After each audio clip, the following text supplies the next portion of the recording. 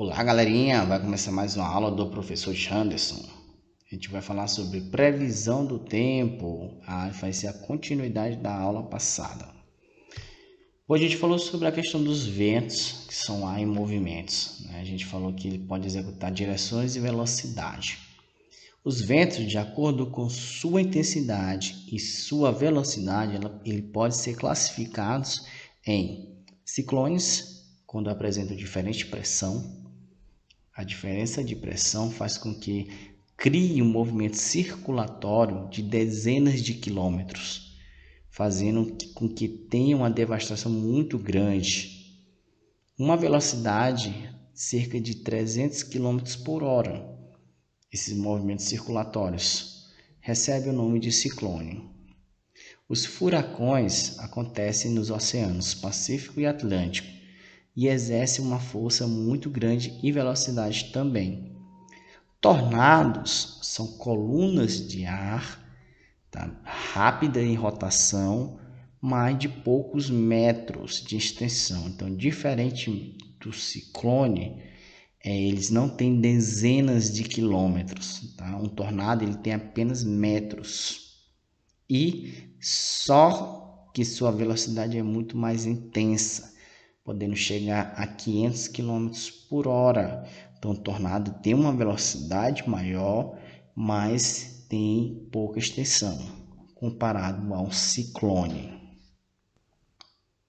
Correntes marítimas. As correntes marítimas são esses ventos em rotação também, só que com grande importância e menos intensidade. Esses ventos eles produzem ondas marítimas, que proporciona um espetáculo que é a produção de ondas. Além da produção de ondas, essas correntes marítimas são usadas também para deslocamento de porções de água, fazendo assim com que tenha uma circulação maior dessas águas pelos oceanos. A formação das correntes marítimas pode ter relação com diferentes temperaturas que influenciam na formação dessas correntes devido ao ar quente e ao ar frio.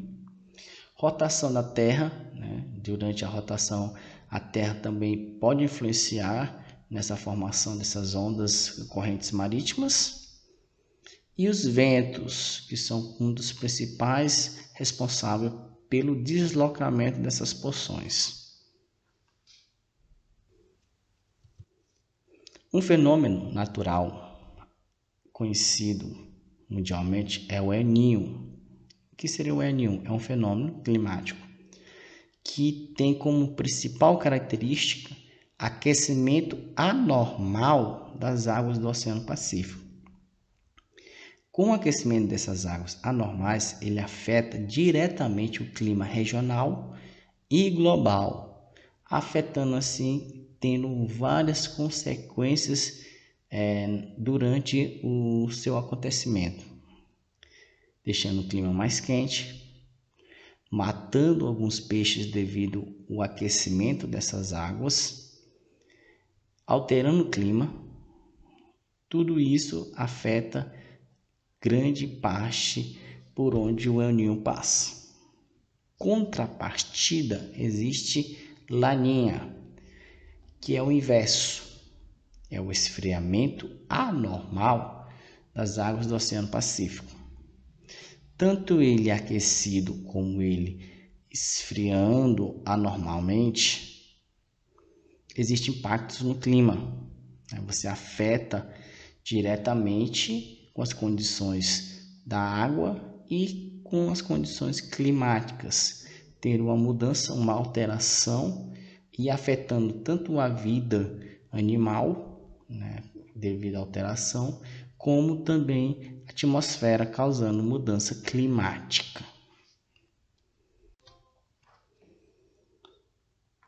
Vamos falar de tempo e clima. Tempo é diferente de clima. Tempo são as condições do momento, é o que está acontecendo no momento, o que está acontecendo agora. Clima são condições de longo período, certo? São características locais e regionais. Então, nunca mais confunda. Tempo são condições do agora. Então, você tem como estar indicando o tempo agora. Clima são condições de longo período, são características de uma região que tem traços local e regional. Por exemplo, o tempo. Hoje amanheceu chovendo, então é algo que está acontecendo agora. Você pode dizer que o tempo está nublado, que o tempo está chuvoso, que o tempo está quente, que hoje amanheceu chovendo, hoje amanheceu com sol, tudo momentâneo. Clima não. Clima são condições de longo período. Então você tem que dizer, o clima de Chapadinha é quente. Então é uma característica da cidade que existe o período que é quente. O clima em São Paulo é frio durante tal estação. Então, clima são características, são condições a longo período. E o tempo é o que está acontecendo agora. Massa de ar. Massa de ar são grandes porções de massa. Essas porções de massa podem estar se deslocando na atmosfera. Então, existe um deslocamento da massa de ar, ela vai e volta em diferentes locais. Essas porções de massa têm várias características juntas. Temperatura, umidade, tudo isso dentro de uma grande porção de massa de ar. Fatores que podem estar influenciando no clima e, consequentemente, nessa massa de ar. Correntes marítimas, se as correntes estão com ar quente ou ar frio, pode estar influenciando. Altitude, quanto mais alto, menor a pressão, e isso pode estar influenciando. Então, consequentemente, quanto mais alto a altitude, mais frio é. Massa de ar, se existe uma grande porção de massa de ar, consequentemente você vai ter uma grande proporção de umidade, provavelmente chuva e grande precipitação. E relevo, se é um lugar que tem montanhas, vai impedir, certo, que algumas massas de ar prossigam. Se é mais plano, há uma maior possibilidade de uma grande porção de massa de ar passar no local. Então, quanto mais montanha, vai impedir que essa massa de ar continue passando. Então, previsão do tempo. A parte que estuda a previsão do tempo é chamada de meteorologia.